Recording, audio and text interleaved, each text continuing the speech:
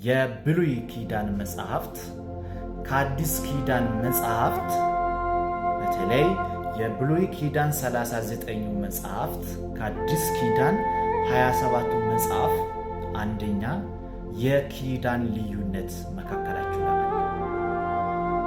በዛ ዘመን የነበሩ ሰዎች መጽሐፍትን የሚጽፉ ሰዎች በአሮጌው ኪዳን ስር ላይ የነበሩ ሰዎች ናቸው።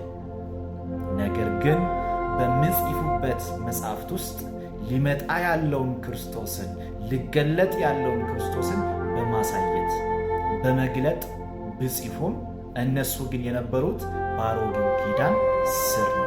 ስለዚህ በአዲስና በአሮጌው ኪዳን መካከል የኪዳን ልዩነት አንድ፣ ሁለተኛ ደግሞ ለኃጢአት የሚቀርብበት የመስዋዕት ልዩነት፣ ሶስተኛ ለኃጢአት የሚቀርበውን መስዋዕትን የሚያቀርብ የሊቀ ካህናት ልዩነት።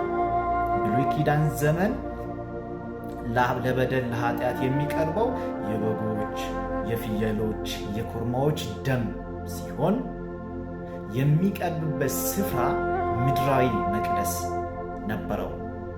አቅራቢውም ከአሮን ወገን ከቀዓታውያን የዘር የሆኑ ከሌዊ ዘር የሆኑ የአሮን ወገን ብቻ ያንን አገልግሎት ሊያገለግሉ ይችላል።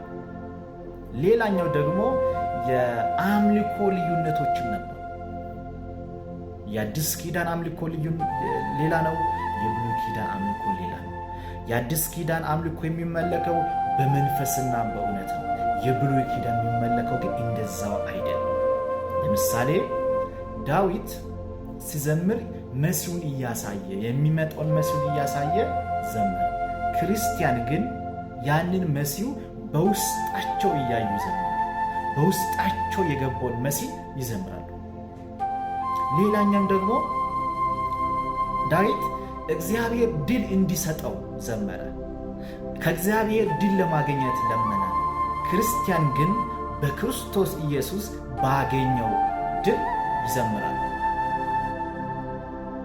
በዛን ዘመን ሲቀርብ የነበረው መስዋዕት በተለያየ ጊዜ ብዙ አይነት መስዋዕቶች ይቀርብ ነበር።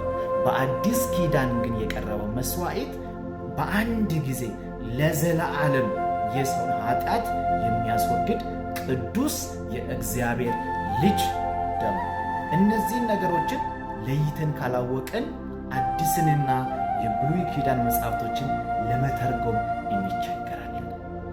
ብሉይን ከአዲስ ጋር እናገናኘዋለን።